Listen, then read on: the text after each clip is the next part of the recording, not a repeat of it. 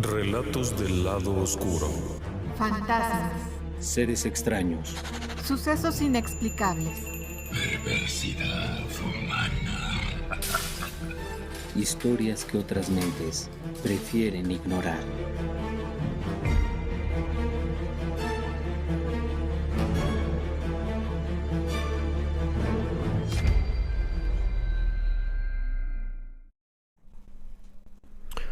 La semana pasada, el 20 de noviembre, se conmemoró un año más del inicio de la Revolución Mexicana. El 20 de noviembre de 1910. Sería el inicio de la primera revolución social del siglo XX, sería el inicio de una de las guerras civiles más letales de las que se tenga noticia. Vamos, sería un momento tremendo para este país. Este era un país que estaba en una situación rara. Por una parte, había avances, había ferrocarriles, energía eléctrica, había muchas cosas. Por otro lado, había diferencias sociales abismales. La economía era también inusual. Era un país que todavía tenía una enorme cantidad de territorios agrícolas, pero también tenía un crecimiento industrial.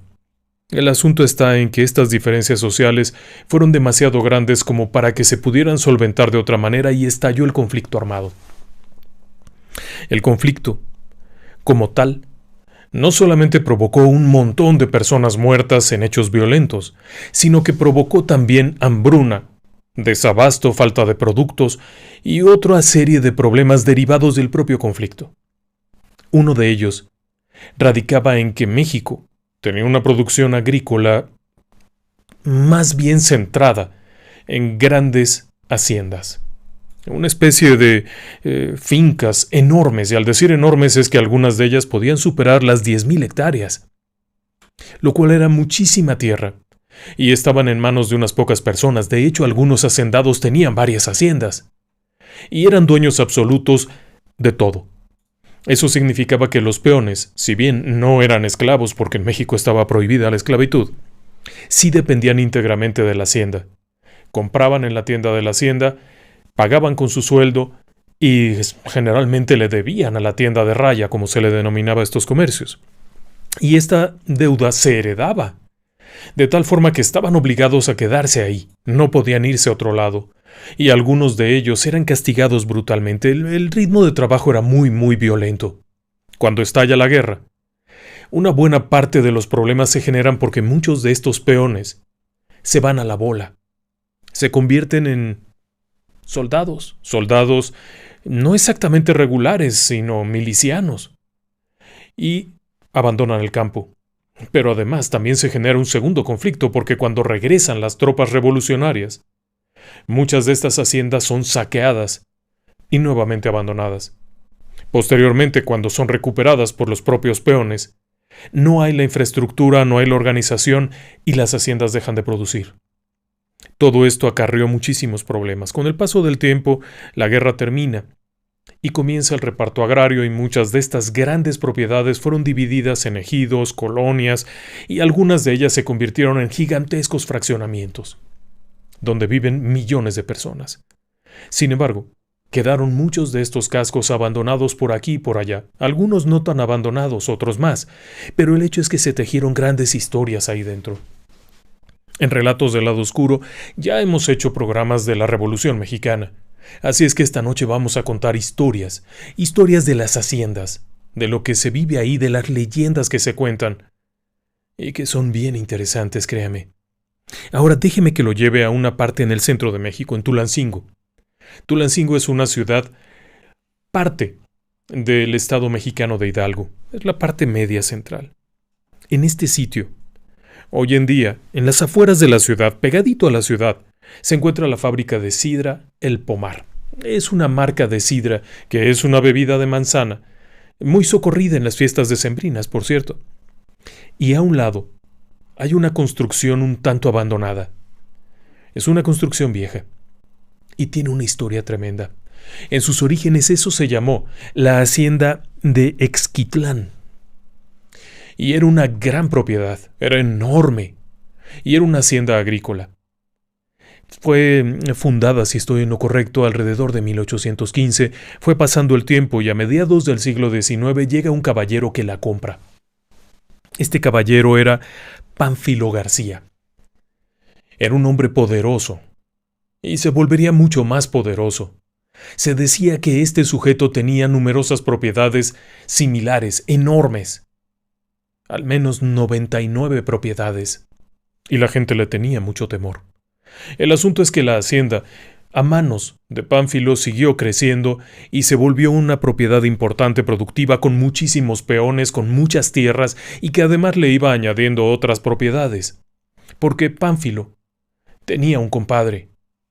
Y era un compadre muy poderoso. El presidente Porfirio Díaz. Un general que se convirtió en un dictador férreo y que provocó en buena medida la Revolución Mexicana, pero era compadre de Pánfilo. Así es que lo que Pánfilo hiciera estaba bien. Aunque déjeme decirle que muchas de las personas que vivían por allá cerca sostenían que el verdadero compadre de Pánfilo no era don Porfirio, sino el mismo demonio, porque había salido de la nada, y eso había hecho que fuera un hombre tosco, un hombre que, según se cuenta, vestía de forma corriente. Y, sin embargo, era increíblemente rico. Se decía que tenía 99 haciendas. ¿Y por qué 99? Porque la leyenda cuenta que don Pánfilo nunca pudo comprar las 100, porque cada vez que intentaba comprar una propiedad, si ese momento él iba a pagar o a firmar algo, se desataba una tormenta atroz que no lo dejaba llegar.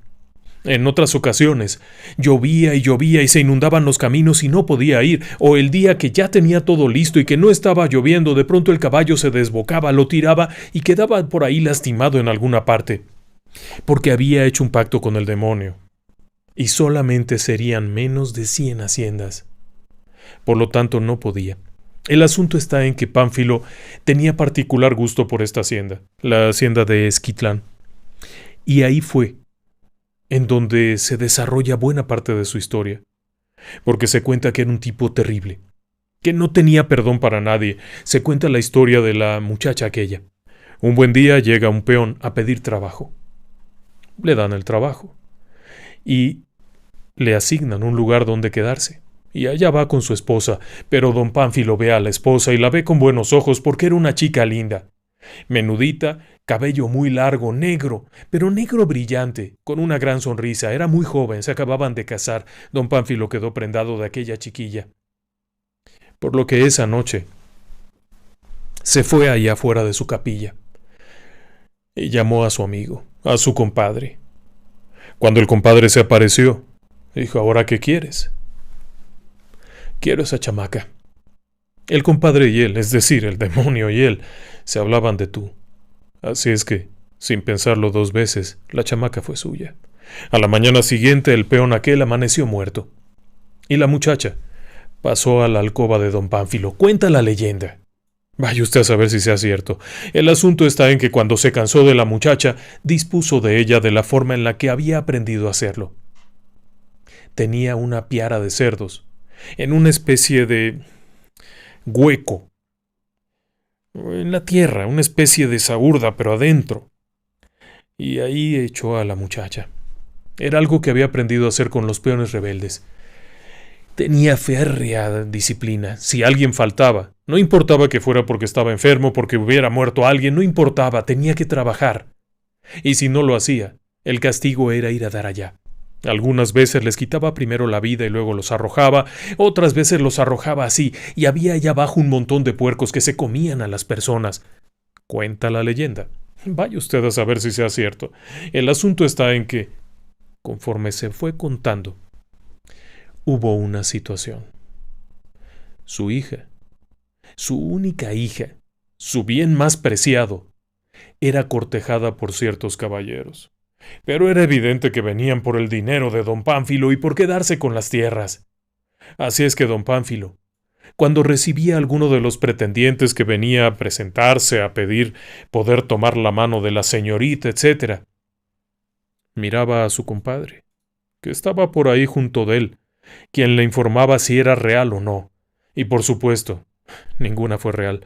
Vaya, A decir del diablo, todos venían por el dinero. Así es que Pánfilo, sin pensarlo 2 veces, cortaba el cuello de aquel sujeto y lo tiraba a los cerdos, de tal forma que no quedaba ninguna huella, y cuando alguien preguntaba, de aquí se fue bien. Yo no sé. Pero esto se fue volviendo rutinario. Y claro que, según cuenta la leyenda, la muchacha un buen día, necesitada del afecto de un caballero, se enredó con un peón. El patrón se enteró de eso, y asesinó al peón. Sin mayor problema, simplemente lo arrojó a los cerdos.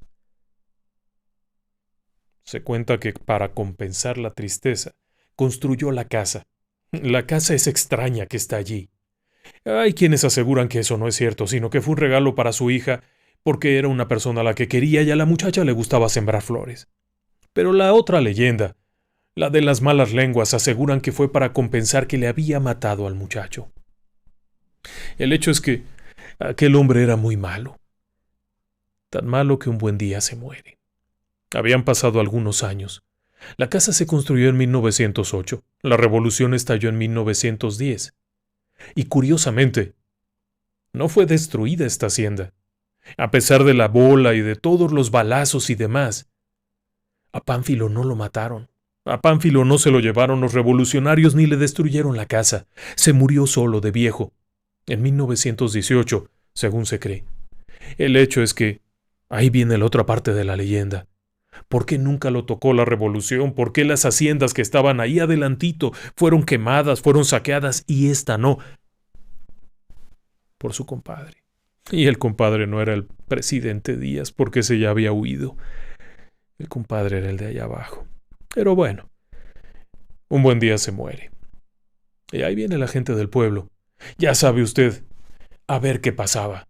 Había tantas historias, tantos rumores de que por aquí y por allá había dejado enterrado dinero, de que había escondido cosas, y cuando vieron aquello, se sorprendieron porque, según se cuenta, los angelitos, había angelitos, querubines con sus alitas, todos monos, pero en lugar de tener una linda arpa, tenían trinches, como los del diablo. Y el hecho es que aquella gente llega, y aparece el féretro, el ataúd donde viene el cuerpo. Lo meten a la capilla. Junto a la casa vieja estaba la capilla de la hacienda. Y ahí lo tienen. El asunto está en que el cura no estaba muy seguro de qué palabras decir, porque como se rumoraba aquello, le echó 3 bendiciones, se dio la vuelta y dijo algo en latín que nadie entendió, y dijo que lo sacaran ya para llevárselo al cementerio, y ¡ay, mamá! Cuando aquellos peones cargan el ataúd y lo van a llevar, se desata una tormenta espantosa, con muchos relámpagos que vieron caer cerca. En un árbol que está por allá, que nada más quedó la mitad, le cayó uno. Allá en las rejas, cerca de la casa, otro, y así los relámpagos fueron cayendo hasta el punto en que se regresaron adentro, y ahí dejaron el cuerpo. Después llovió y llovió y llovió y llovió, hasta que finalmente escampó un poco. Entonces corrieron a agarrar el ataúd. Lo levantaron y comenzaron a caminar en dirección al cementerio. Pero conforme iban caminando comenzaron a pasar cosas muy raras, porque allá adentro se oía como si se fueran metiendo más personas, se oía como se iba hinchando el ataúd, como si se hubieran metido más, y entonces se oía como crujía, y espantados estos tipos ahí lo dejaron y se echaron a correr. Entonces llegaron otros y lo levantaron. Y caminaron otro poquito, y así hasta que finalmente llegaron al cementerio, todo el pueblo espantado, echando bendiciones y rezos, pidiendo la ayuda del cielo y asegurando que mientras todo esto ocurría, allá, en la casa, se podía ver a un hombre de sombrero de charro, paseando de un lado a otro como molesto. El asunto está en que llegaron al cementerio. Ya estaba abierta la fosa. Sin pensarlo 2 veces metieron el ataúd lo más rápido que pudieron y le pusieron mucha tierra y algunas piedras encima. Y se fueron todos de ahí. A la mañana siguiente, sin embargo, y para asombro de todos, el ataúd estaba afuera. Como si la tierra lo hubiera lanzado, como si lo hubiera escupido para afuera. Pensaron que quizá algunos bandidos habían ido a buscar algún tesoro que estuviera ahí, pero el ataúd estaba completo. Así es que lo volvieron a meter a la tierra. No pasaron ni 2 días antes de que el ataúd estuviera de nuevo afuera, según cuenta la leyenda. Tan espantados estaban todos que decidieron contratar a 4 hombres muy bravos, pagarles mucho dinero, con tal de que se llevaran ese viejo, allá arriba al cerro del Yolo, allá donde lo dejaran, que lo echaran en alguna barranca, en una caverna, en algo, que allá lo fueran a dejar. Aquella gente aceptó. Echaron algunas cosas y emprendieron el camino. De los 4 solo uno volvió. Y volvió loco y ciego. Hablaba disparates. Que si todo el tiempo el diablo, que si al bajar la caja el diablo, que si allá arriba está el diablo, y desde entonces se dice que el diablo anda con su compadre allá arriba en el cerro del Yolo, pero ahí no termina la historia, porque la historia también cuenta que se quedó también aquí, y no es raro ver caminar a una figura negra en las tierras, en medio de lo que fueron las caballerizas y rumbo a la capilla. También se le ha visto andar por ahí, con su traje, su gran sombrero, montado a caballo. Se dice que a veces no es uno, que el charro negro van 2. Pánfilo y su compadre. Claro está que también hay otra historia. La otra historia cuenta que Pánfilo simplemente era un empresario que la libró y que la casa se la construyó a su hija, a la que quería mucho, que no le mató al pretendiente, y que su familia, sus descendientes vivieron ahí hasta los años 70. La casa hoy en día está un poco abandonada, pero sigue estando en pie, y junto a la casa, en lugar de la hacienda, las caballerizas y las sagurdas donde estaban los cerdos, están las bodegas de la fábrica de sidra. Así es que, usted decida. Lo que es un hecho es que muchas personas durante muchos años, al caer la tarde, preferían ir a dar la vuelta lejos, para no cruzar enfrente de la vieja iglesia y enfrente de la casa de la ex hacienda de Exquitlán, porque según se cuenta, ahí mero estaba el diablo. Y ahora déjeme que lo lleve al norte de México, Durango. En la capital de Durango, que se llama Victoria de Durango, cerca del centro, hay un museo muy bonito. Es un sitio que tiene una colección de arte muy interesante, que tiene algunos espacios en los que se pueden hacer reuniones, se pueden incluso hacer fiestas. Está en medio de la ciudad, vaya, no se imagine usted que está por allá perdido. Este sitio se conoce como la ex hacienda La Ferrería y es básicamente una construcción que en su época de esplendor fue una fundidora. Se le conoce como ex hacienda, pero en realidad era una fundición. Fue estrenado aquello por unos empresarios ingleses en 1815. Y fue creciendo, se volvió una empresa importante. Está cerca de un río que transcurre por ahí a un lado, el río Tunal, lo que ayudó a que sirviera esto.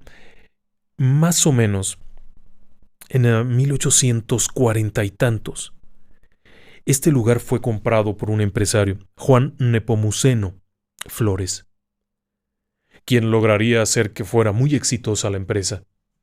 Y la empresa siguió adelante hasta que Juan Nepomuceno muere. Después de la muerte de Nepomuceno, la empresa no duraría mucho tiempo porque en los años 90 del siglo XIX, otras fundidoras se establecieron en la región más cerca del ferrocarril y esto terminó por echar a pique aquella construcción que quedó abandonada, y abandonada permaneció durante mucho tiempo hasta que fue pasando de mano en mano y finalmente el gobierno de Durango, el Estado mexicano de Durango, la expropia y se crea este centro o parque, conocido también como Parque Fundidora de Durango. Hay varios detalles interesantes aquí. El primero de ellos es que en este lugar, cuando llegó este hombre, Juan Nepomuceno, llegó con su familia. Y dentro de esa familia se encontraba Fernandina, la más pequeña de las hijas. Si usted ha visto por ahí una fotografía familiar, deberá de estar del lado izquierdo, la más pequeña. Fernandina era el caramelito de la familia, la criatura más querida. Era encantadora, educada, refinada y sumamente juguetona. En 1870 tenía unos 10 años. Y era la chiquilla juguetona que le encantaba ir a los jardines, correr para acá y para allá. El problema es que sigue ahí. Sí, Fernandina sigue ahí. Murió en 1870, cuando accidentalmente cayó en un pozo. Una cosa terrible. La niña cayó y nadie encontró el cuerpo hasta mucho tiempo después. Pero se quedó. Hasta el día de hoy, hay quienes aseguran ver a Fernandina. Y es que este lugar, al igual que muchos otros sitios parecidos, tienen una especie de atracción para que las personas que han fallecido no puedan migrar. Y le explico un poco. La fundidora era un lugar muy peligroso. Se sabe que en aquellos años, en el siglo XIX, mediados y finales, no había realmente muchas medidas de seguridad, así es que no era raro que hubiera accidentes, y los accidentes resultaban fatales. Dentro de estos fatales accidentes, vamos, algunos de ellos ni siquiera eran hechos públicos, porque no se necesitaba, porque el dueño era importante y era la persona que mandaba. Así es que se fue generando esta situación terrible ahí dentro. Hay quienes cuentan que el lugar fue maldecido por tanto muerto que hubo. Es difícil saberlo. Pero el castigo fue que Fernandina muriera y nunca se fuera de ahí. Y a partir de que la fundidora cierra en 1893, comienza a crecer la leyenda. Pero no solamente la leyenda de Fernandina. En este sitio se han visto muchas cosas. A principios del siglo XX nadie quería entrar. Después de la Revolución, este lugar también fue objeto de ataques, fue cuartel, fue bombardeado, y quienes se quedaban ahí contaban cosas muy raras. Por ejemplo, escuchar mujeres hablar. A cierta hora de la tarde-noche, cuando ya todo estaba en silencio, se empezaba a escuchar a cierta hora mujeres que hablaban. Comadres, comadreando, como si fueran varias empleadas. Se escuchaban sus voces tipludas hablando entre ellas. Muchos las llegaron a ver, mujeres de vestidos largos, en alguna parte que de pronto ¡pum! Desaparecían como si nada. El fenómeno siguió. Déjeme decirle que durante las remodelaciones en los años 60 era frecuente que los trabajadores salieran corriendo, porque una de dos, o se encontraban de pronto con la niña, con Fernandina, jugando por ahí y haciendo alguna maldad, o en los campos. En la zona de jardines, donde están los paredones y donde están las bancas, ahí se le llega a ver, era su zona favorita, y en ese lugar se le llega a ver. También, por supuesto, muchos de aquellos trabajadores escucharon mientras pintaban y arreglaban a las mujeres que hablaban, o también al enorme perro negro. Una señal inequívoca de que en este lugar hubo algo más. Normalmente la presencia de un perro negro se asocia a la otra presencia, la del caballero negro, quien también, por cierto, es visto en este lugar. Exquintla, al igual que la ferrería, tenían esta característica. En ambos lugares se ha reportado la presencia de esta figura oscura, de gran talla. Pero en el caso particular de ferrería, la ferrería, esta situación se fue sumando porque además del perro negro aquel que se aparece de pronto, y tal como aparece desaparece, se le ha visto junto al hombre aquel del sombrero, un caballero que solamente se ve como una figura de humo. Así es que pareciera que todos estos fueron muriendo y se fueron quedando allí. Es extraño. En este sitio, ¿por qué no se han ido? Y lo más terrible es que en ocasiones han fotografiado a la niña. Fernandina sí ha aparecido en alguna fotografía sentada por ahí. El museo conserva algunos muebles originales. La gran mayoría fueron llevados a la casa de gobierno. Fueron expropiados, se los robaron, pues. Y los pocos que quedan, en más de una ocasión, ha habido quienes aseguran ver a la niña sentándose por ahí brincoteando. Es un sitio que está muy cargado. Al caer la noche, hay personas que prefieren no estar. Y eso que este sitio en particular no fue destruido y ni siquiera era como tal una hacienda agrícola, sino más bien una fábrica, una industria. Pero tiene mucha historia. ¿Usted qué pensaría de estos lugares? Encantadores, ¿no? Y si me permite usted y nos cambiamos de lugar, lo voy a llevar a otro lugar tremendo. Es conocido como la ex Hacienda del Muerto. Ya desde el nombre las cosas comienzan a ponerse tensas, pero en realidad el nombre le viene porque se encuentra cerca de un arroyo que se conoce como el Arroyo del Muerto. Y el arroyo se llama Arroyo del Muerto porque nace en el Cerro del Muerto. Es un sitio muy inusual. La Hacienda del Muerto está en Mina, en Nuevo León, estado mexicano, y originalmente su nombre era Hacienda de San Antonio de Arista, pero la gente de aquellas regiones le llamó Hacienda del Muerto. Y es un sitio increíble. Y es increíble porque está en medio del desierto, en medio de la nada. Aparece de pronto aquellas ruinas.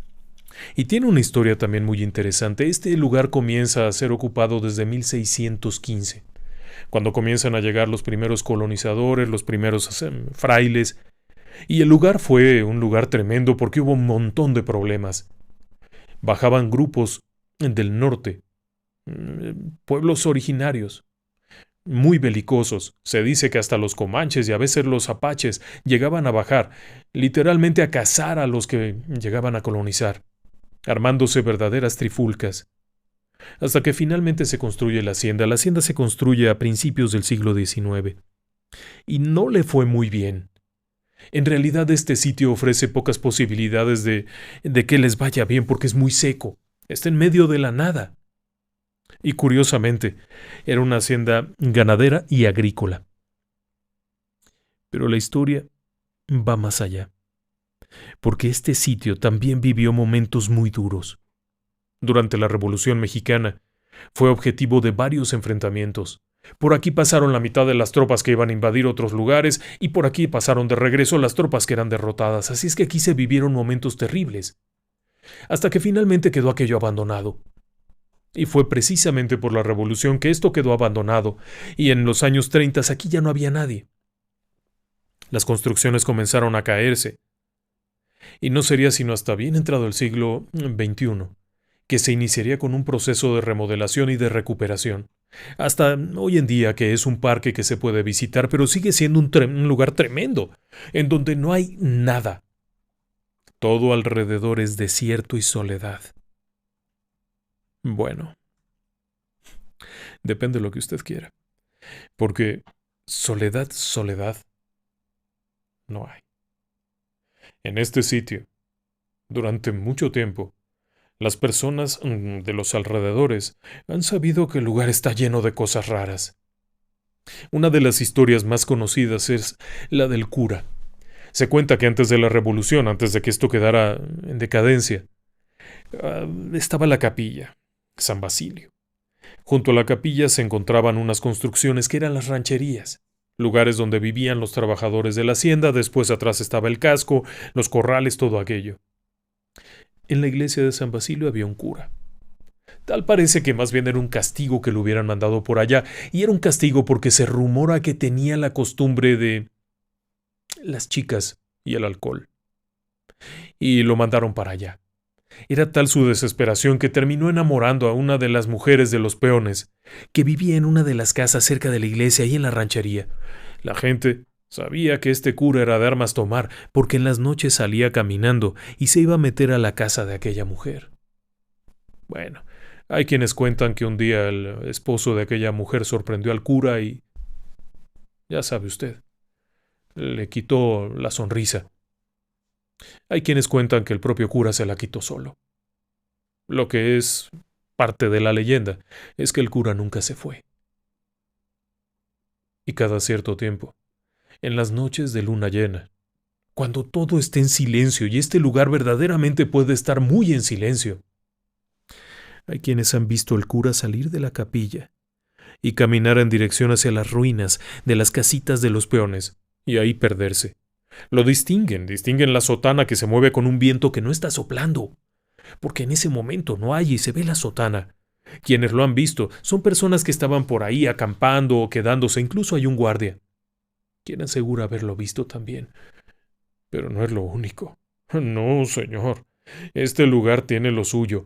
Y, por ejemplo, hace unos años, todavía había quienes habían visto a la gente del atrio, como si salieran de misa, parados afuera, figuras tenues, no se distinguen bien si son hombres o mujeres, ahí deambulando, como si soplara el viento e hiciera remolinillos, y eso ha asustado a más de un valiente. Pero luego hay otras cositas. porque de pronto también, en este lugar, se puede ver caminando a un hombre que podría interpretarse como el Charro Negro. No se sabe bien a bien quién pueda ser, pero se dice que ahí también había eso. ¿Y sabe por qué? Porque así como todos estos espectros han sido vistos alrededor de la ex hacienda del muerto, hay uno muy particular. Las brujas. Sí, las brujas. Durante años las personas que pasan por ahí, cerca, a un costado está la carretera. Así es que aquellos que pasan manejando rumbo a Monclova o alguna parte de estas han visto las bolas de fuego, bajando del monte. Pero cuando llegan allá, se trepan en la parte alta de la iglesia y dejan de ser bolas de fuego y se convierten en grandes lechuzas, enormes. Muchas. Lo que ha hecho pensar que en este lugar, además de la soledad, también había otras cosas, otros rituales, que llevaron a que este sitio se quedara impregnado de estas energías. Y sí, cuando pasó la revolución por aquí, la gente se fue detrás de la revolución y abandonó el lugar. En los años 30 volvió a estar abandonado. Durante mucho tiempo ha estado vacío. Fueron cayéndose los edificios, las construcciones, hasta quedar solo paredones. Paredones llenos de historias de miedo. Ahora, ¿se puede visitar? Sí, claro. Hoy en día es un lugar de visita, es un lugar turístico. Usted puede ir allá y una persona le va a explicar algo de la historia y si tiene suerte le contarán una leyenda. Pero por las noches, no es común que las personas se queden. Aun cuando hay espacio suficiente, no es común que se queden. Hay muchas cosas turbias, y no pierda de vista que cerca de ahí también hubo balaceras y muertes. Así es que ni para pensar en irse a acampar un poquito más para allá, porque un poquito más para allá le van a tocar otros fantasmas. Estos lugares están llenos de historia que tiene que ver con la revolución. Así es que si decide visitarlo, ¿por qué no va de día y sale de ahí a buena hora? Es un lugar enigmático, sin duda alguna, que ha atrapado a sus muertos. Y ahora, si usted me lo permite, le voy a llevar a otro lugar. Este otro lugar está en el Estado de México, en la parte central, es casi parte de la Ciudad de México. Es un monstruo. Se conoce como Tecámac. Hay miles y miles y miles de casas. Es una locura aquello. Para donde mire usted va a encontrar casas, edificios, departamentos, vialidades. Es una zona que pertenece a Ecatepec, o por lo menos está conurbado con Ecatepec, y a su vez esto se va uniendo hasta formar un monstruo con la Ciudad de México. Es impresionante aquello. Desde el aire, la imagen de esto es abrumadora. Pero si usted tiene cuidado y es observador, mientras camina por ahí en un cierto lugar, de pronto se va a encontrar con una construcción antigua. Una construcción, está bastante conservado. Es un lugar muy bonito. Es la ex hacienda Ojo de Agua. Y esta fue una de las haciendas más importantes de la región. Era una hacienda que producía tanto agrícola, pulquera, ganadera. Era un monstruo. Y era un sitio poderoso. Tenía su propia conexión al ferrocarril, lo que la hizo ser sumamente próspera. En este sitio se vivieron cosas tremendas. Además del éxito de sus tierras y todo esto, obviamente, cuando llega la revolución, aquello se arma, la gente se va, el sitio no fue destruido. Y no fue destruido porque allí se estableció el cuartel de Emiliano Zapata. Sí, el caudillo mexicano, parte de la revolución, instaló ahí su cuartel. Y un poquito más para allá se libró una batalla tremenda, en donde tropas de Zapata, tropas de Villa se enfrentaron con las tropas de Venustiano Carranza, al que derrotaron y lo hicieron huir.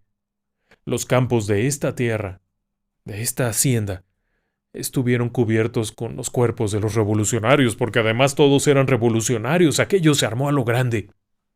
Este lugar, después de aquello, fue objeto de la reforma agraria, se repartieron las tierras fueron vendidas y poco a poco se convirtió en un monstruo, quedando únicamente el casco y algunas secciones de la hacienda, que se convirtió en un centro como para la familia, o en un club. Es el Club Ex Hacienda de Ojo de Agua. Y es un lugar muy bonito. Tiene albercas, tiene unas canchas, tiene salones de fiestas. Es muy bonito y muy agradable. Y ahí es en donde nuestro amigo Elliot Ibrahim nos comparte una experiencia. Él, cuando era chico, solía ir a pasar los veranos a casa de su tía y de su tío. Precisamente ahí cruzando la calle en Tecámac. Una casa pequeña de un solo piso. Y el tío y la tía solían ir a trabajar, por lo tanto lo que hacía la tía era inscribirlo en el curso de verano que se daba allá, en el centro de la ex hacienda Ojo de Agua. Y a él le encantaba. Era un chamaco rebelde, juguetón, alegre, que se iba para allá, nadaba, jugaba, brincaba la pelota a los amigos, todo esto en un sitio tremendo. Llegaban incluso a quedarse a acampar. Él era chiquillo, tendría unos 8 o 10 años cuando acampaban en este lugar. Y como parte de cualquiera buena acampada de chamacos, había leyendas. Y por supuesto que se contaban leyendas. Y el guía iba platicando que aquí se apareció esto y allá se apareció lo otro y por allá caminó el muerto y por acá. Pero la leyenda central de este lugar es la leyenda de la novia. Se cuenta que poco antes de la revolución, en este sitio había una chica guapísima, era hija del hacendado, o por lo menos de uno de los dueños. Era una chica preciosa, que tenía muchos pretendientes, pero a ella le gustaba uno.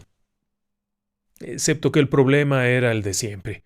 Por alguna misteriosa razón, las chicas elegantes y encumbradas hijas del hacendado siempre terminaban enamorándose de un peón. Y esta chamaca se enamoró del peón. Aunque hay versiones que dicen que no era un peón, simplemente no le caía bien al padre. El asunto está en que la chica va y le pide al padre permiso para casarse, el hombre le dice que no, y que si sigue esto y esto, el hecho es que traen al muchacho aquel y le dan unos azotes. Y como castigo a la muchacha, la van a casar con un hombre muy viejo, muy adinerado, amigo del padre. Aquello la destroza por completo. Pero no hay marcha atrás. Y como venganza, el muchacho aquel va a ir jalando la carreta. Las bridas de los caballos las va a llevar él mismo para llevar a la muchacha al altar. La van a llevar en una bonita carroza, muy elegante, muy llena de flores, porque era muy guapa. El día de la boda la visten elegantemente con un traje lindísimo, blanco, todo aquello muy bonito.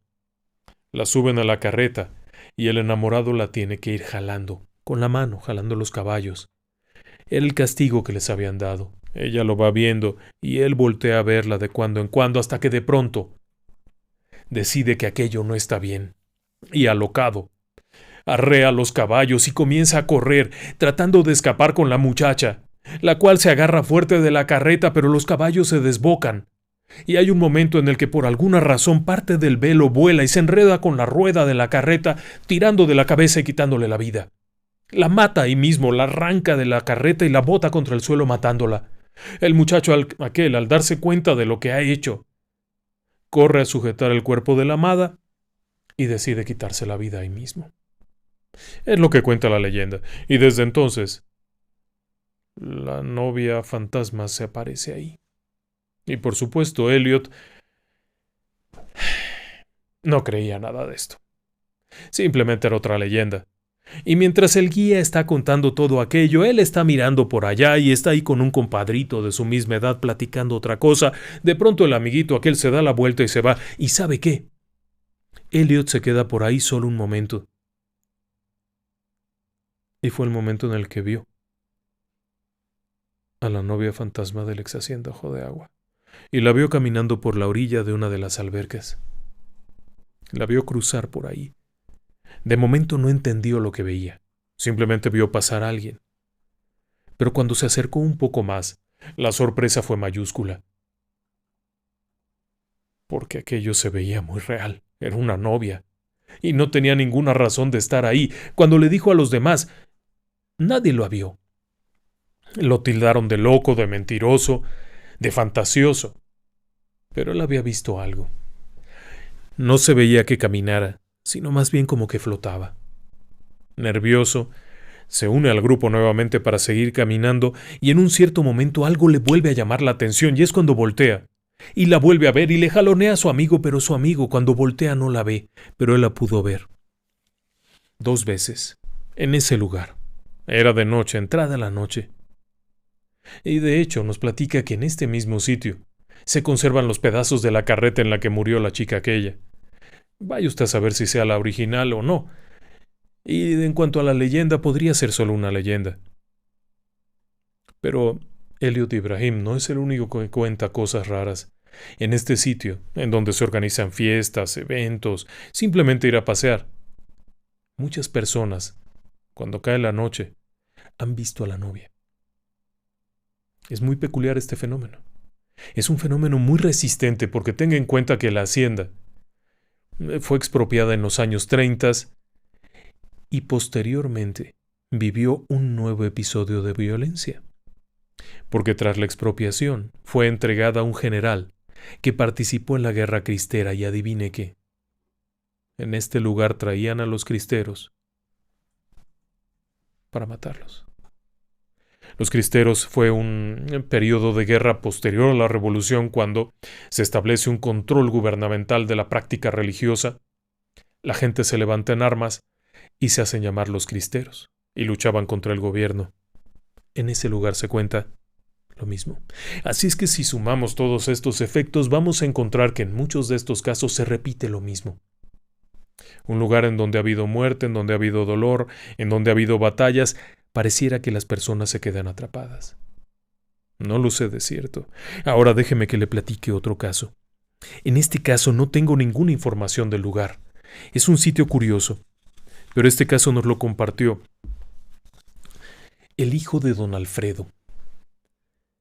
Su padre siempre contaba la misma historia. Cuando era chico, un joven de unos 20 años, a principios de los años 60, él era el líder de un grupo de Boy Scouts, de exploradores, y vivían en Hidalgo, México, en la capital. Así es que con frecuencia salían a hacer acampadas. Eran tiempos en los que se podía hacer eso, había mucho espacio para esas excursiones. El asunto está en que en cierta ocasión reúne un grupo de unos 5 o 6 muchachos. Van a estar varios días, así es que llevan unas mochilas con provisiones, tenían elementos muy curiosos como una lámpara de dinamo, que se le daba cuerda, y con eso generaba electricidad y no necesitaba baterías, llevaban algunas latas, y se iban a los campos. Era algo muy bonito, porque podían adentrarse en medio de la soledad de aquellos campos, armar su tienda de campaña, atrapar un conejo para cenar. Y era una aventura. Según contaba este hombre, en alguna ocasión fueron a un pueblo que estaba en los límites con Tlaxcala, un lugar muy solitario. Como de costumbre, cuando llegas a un lugar, trata de que sepan quién eres. Y lo que él hacía era ir a ver al cura. Llegó a ver al cura del pueblo, se presentó y le platicó que eran un grupo de muchachos que iban a acampar, a explorar, a pasear básicamente. Después de unos minutos de plática con el cura, llegaron a la conclusión de que eran parientes en algún grado, o el cura conocía a su tío, o el tío y el cura eran algo. El hecho es que se reconocen y hay un momento muy grato. El cura los invita a pasar, se toman ahí alguna cosa. Después de eso les dice: váyanse en paz, no se preocupen. Si alguien los molesta, díganle que ya hablaron conmigo. Díganle que ya hablaron con el cura y todos los pormenores necesarios. Cuando ya van de salida con las mochilas, aquello, el cura se acerca y dice: oye, nada más te voy a hacer una recomendación. Si vas hacia el cerro fulano de tal, en esa dirección, no se queden en los paredones. No se vayan a meter a los paredones. Está bien, ¿y por qué no? No, es que luego hay serpientes ahí metidas y cosas y en la oscuridad los va a picar un bicho. No vayas para allá y cualquier cosa que pase, no dudes en regresarte para acá. No importa la hora, tú vente para acá, tocas la puerta y yo te abro. Ah, bueno, sí, señor cura, muchas gracias. Allá van los muchachos. Comienzan a caminar y está lejos, no es ahí a 10 minutos. Son por lo menos un par de horas hasta que llegan precisamente al pie del cerro y precisamente a los paredones aquellos. Aquello había sido una hacienda. y había sido destruida en la revolución, eso quedaba claro. Había agujeros en las paredes, había pedazos caídos, había un boquete grande como de una explosión en otro lado, y aquello les encantó. Estaba en ruinas. No había gran cosa. Se veían pedazos caídos por todas partes. Están ahí curioseando cuando les cae la noche. Y empieza el frío. En este lugar, como es una especie de llanura, el viento que baja de las montañas se va rasante y provoca mucho frío, y empezó a soplar un viento muy fuerte. Tan fuerte que hacía difícil el armar las tiendas de campaña. De pronto, en medio de aquella soledad y con esta situación del frío, deciden meterse a los paredones. Se olvidan de aquella recomendación y, armados con su linterna, se iluminan un poco y se dan cuenta que hacia el fondo de una de estas galerías hay un pedazo de techo. Un trozo de techo que quedó de alguna época, y allá abajo se hace una especie como de cueva. Es un buen lugar para estar. Sin pensar mucho en eso, se meten allá, dejan ahí sus mochilas, sus backpacks, sus elementos, y buscan por ahí unos pedazos de madera, hay algo de vegetación seca, con eso arman una fogata y se sientan muy contentos.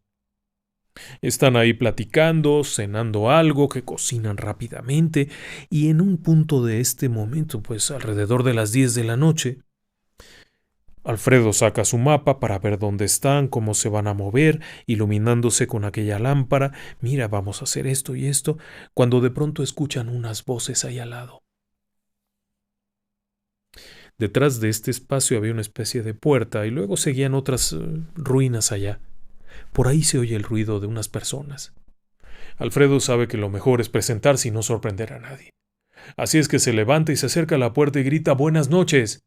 Estamos acá. Ya pasamos al pueblo, ya hablamos con el cura, Somos gente de bien, estamos nada más aquí protegiéndonos del clima. Oigan, tenemos aquí comida, si alguien quiere, vénganse. Nos hacemos compañía, tenemos fuego, si alguien quiere pasar a cenar algo, lo invitamos, pásense, vénganse». No hay respuesta. Como quieran. A lo mejor era gente que iba pasando. Se regresan y están con aquello cuando escuchan de nuevo las voces. Se oye gente que está hablando. Uno de los muchachos que está ahí le da un codazo y le dice que escuche, pero esta vez son más voces. Otra vez al señor Alfredo, en ese momento un muchacho se acerca a la puerta y vuelve a gritar: «¡Ey, estamos acá, Aquí tenemos una fogata, estamos aquí nada más guareciéndonos, venimos del pueblo», como identificándose, pensando, a lo mejor algunas personas que están más adelante en otro pueblo vieron el fuego y vienen a ver de qué se trata o algo, ¿no? Quizá piensan que son delincuentes. Y de hecho años después pasó algo terrible cerca de allá. Es otro tema de otro programa. El asunto está en que nadie contesta. Pero cada vez que Alfredo va para allá a decir algo, se calla todo. Así que ya un poquito intrigado, toma su linterna, le da cuerda y avanza a ver de qué se trata. No podía ser muy lejos, las voces se oían ahí pegadas, como si alguien fuera pasando y estuvieran hablando, pero no hay nadie. Ya un poquito incómodo se regresa. Dice: «No, pues no veo a nadie». Aquellos muchachos siguen platicando, que tú que yo, cuando otra vez escuchan los murmullos. Otra vez se oye aquello. Son varias voces. Una voz es de mujer, otra voz de hombre, de pronto alguien más habla, de pronto alguien más, y se empieza a notar como que se levanta el tono de voz, aunque no distinguen lo que dicen, no se distingue bien qué es lo que dicen, pero se oye un tono de voz que va subiendo hasta que alguien grita de pronto, y se oye un grito horrible, un grito femenino, un ¡ah!, que grita horriblemente por todo aquel lugar, retumba. Ese sonido espantoso, pareciera que estuvieran acuchillando a alguien, hasta el punto en el que se levantan los muchachos asustadísimos. ¿Qué está pasando? ¿Están matando a alguien? Toman rápido algo y salen corriendo.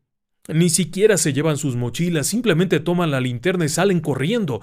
Y continúan corriendo hasta llegar al pueblo. Cuando llegan al pueblo, deben de haber sido las 3 de la mañana cuando golpean la puerta de la iglesia.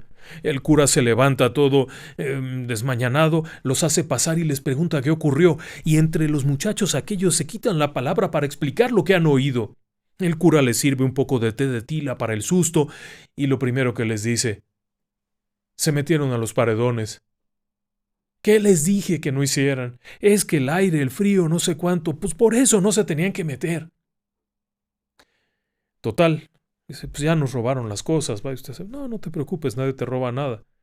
Al rato, con luz de día, vete a recoger tus cosas. No pasa nada. Solamente es de noche. Y no solamente ustedes. Cualquiera que se va para allá, entrada la noche, va a acabar ahí. Y va a oír aquello. En ese lugar mataron muchas personas en la revolución. Por eso está abandonado. Por eso nadie volvió a ir para allá.